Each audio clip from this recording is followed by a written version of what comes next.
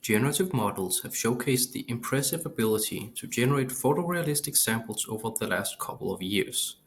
These examples include everything from common dishes such as ramen to compositions of concepts such as a stone koala being a DJ, all generated with a single text prompt.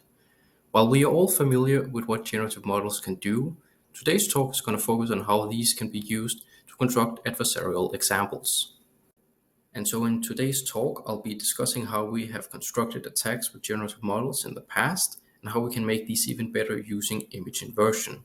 And I'll try to argue that these new attacks are transferable across classifiers and that they attack something different than noise-based attacks. And so before we start, I'll discuss a little bit about what an adversarial attack is and how we assess robustness in the first place. An adversarial attack is a technique to find a perturbation that changes the prediction of a machine learning model. In general, there are two different approaches one can take to evaluate the robustness of a neural network: attempt to prove a lower bound or construct attacks that demonstrate an upper bound. The former approach, while sound, is substantially more difficult to implement in practice, and all attempts have required approximations. On the other hand, crafted attacks used in the latter approach might not always be sufficiently strong and fail, but they are quite easy to construct. One such attack being based on simply adding Gaussian noise to the input image directly. And we will look at how we can construct another type of attack using generative models in this presentation. So how are adversarial attacks crafted using generative models? One way is dual manifold adversarial training. It proposes to use the standard of manifold attacks, i.e. noise-based attacks using PGD or FGSM, and combine it with unmanifold attacks. To generate these unmanifold attacks, one will first find the corresponding latent vector set, which best approximates the image. Then, given the vector, the adversarial example can be crafted by manipulating the latent representation set in a similar manner to standard adversarial attacks in the image space. However, the authors also state that one can use the approach of image inversion. That is, how do we find the latent variable that will generate a given input image? The motivation being that by having the latent vector, we can in turn edit the generated image by manipulating the vector by moving it along an axis that results in a desired change such as a style or pose. To do this, we first need to encode the image into the latent space of the generator. Sometimes this is easily done using a single forward pass through an encoder, but what if we don't have access to that? Then we can perform optimization-based inversion on the latent vector itself using just an L-pips reconstruction loss and an L1 noise localization. Finally, recent methods such as generator tuning fixes the latent code and learn to modify the generator itself to obtain the reconstruction of the given image.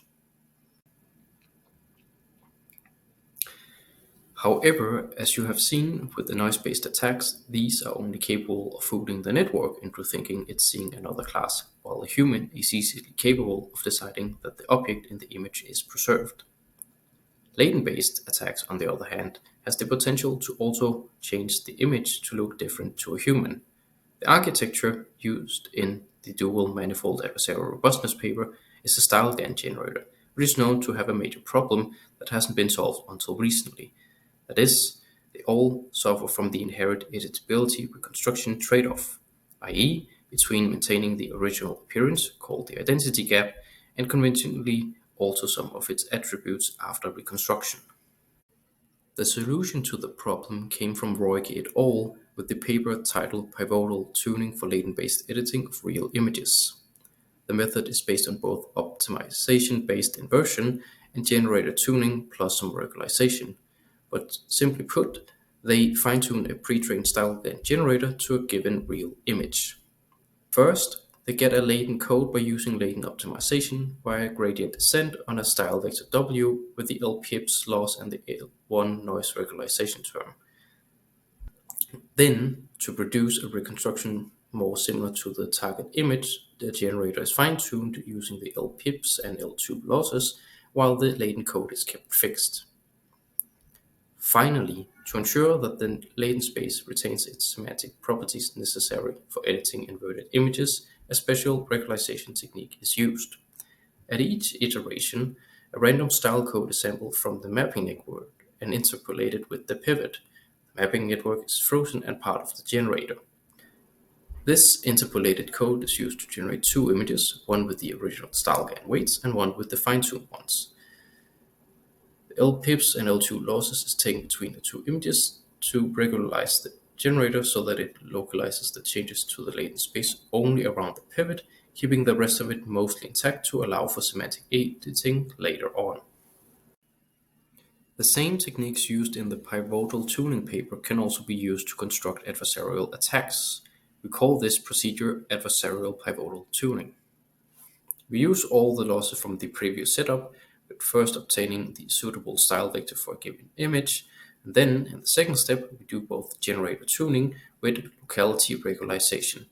However, unlike the previous setup, whose objective is to construct the image, we want to reconstruct an image that also fools a target classifier.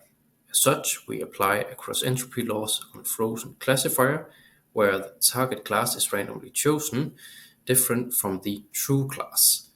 Additionally, to ensure that the image we create is also realistic, we opt to use the projected GAN loss. That is, we utilize StyleGAN's pretrained discriminators to distinguish between real and synthetic images and enforce that the manipulated images appear real. With all of these components, what kind of fooling images can we then construct? Here we showcase different kinds of semantic manipulation APT automatically discovers. Our attacks include everything from blurry corals, removal of eyes from a mantis, repainting a car, recoloring red to blue, adding shades to a shirt, and generating a new mast on the ship. Given such different variety of attacks, we want to understand how well these attacks transfer to different classifiers, and if they do attack something different than the noise-based attacks. And so what are we comparing them to? We will compare our attacks generated by targeting a ResNet and Vision Transformer classifier on different architectures, as well as investigating the attack success rate of these attacks against noise-based attacks such as PGD and SSAH. We highlight what happens when you target different classifiers using our method. In the first row, you see the original input images. In the second row, we've targeted a ResNet classifier, and in the third row, we've targeted a Vision Transformer. Now, as can be observed, the Vision Transformer require more drastic manipulations in order to fool it. We believe this might stem from the Vision Transformer's higher performance on ImageNet and the larger network size than the ResNet model. So what happens with the accuracy and the confidence of the target classifiers? They drop unsurprisingly, as can be seen on the first two rows. However, when evaluating other classifiers that were not targeted by our attack, you find that the images that were made to fool one classifier can also fool another classifier, even if the architecture is significantly different as shown in the last 6 rows. The natural question that then arises is, what happens if we combine our attack with noise-based attacks?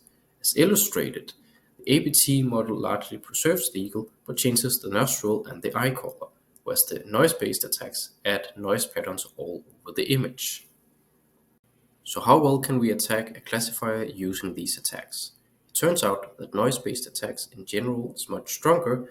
However, only by combining APT with PGD, we get 100% attack success rate. However, the story is different when we look at how well the noise-based attacks transfer to other classifiers. It turns out that APT transfers better, and by combining it with the best noise-based attack, the transfer success rate more than doubles from just using the noise attack, showing that APT attack different properties. Finally, we investigate if we can overcome these attacks by fine-tuning on them. We find that by fine-tuning on each type of attack, we will in general only improve on that attack type. Using all attacks gives us a mixed bag of result, improving on the noise-based attacks but not on the APT-based ones. And so to reiterate the main points, we have generative models with state-of-the-art performance within image generation, and we show how some of these can be used in a new framework to construct adversarial attacks using image inversion. And additionally, we talked about how these attacks generalize to multiple classifiers and provide evidence that they attack different properties than the noise-based attacks. Thank you for listening.